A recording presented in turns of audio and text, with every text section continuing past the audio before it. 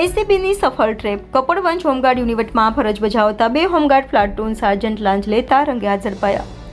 Home guard platoon sergeant તથા in charge officer Manishkumar Jayantibhai Jhala અને platoon sergeant Narendrakumar Raijibhai Jhala લાંચ લેતા ઝડપાયા. હોમગાર્ડ સભ્યને નોકરી ફાળવણી કરવા માટે 1 મહિનામાં ₹500 લેખે 4 મહિનાના ₹2000ની લાંચની માંગણી કરી હતી, જે પૈકી ₹1500ની લાંચ લેતા રંગે હાથ ઝડપાયા. ખેડા એસીપી દ્વારા કાર્યવાહી હાથ ધરાઈ.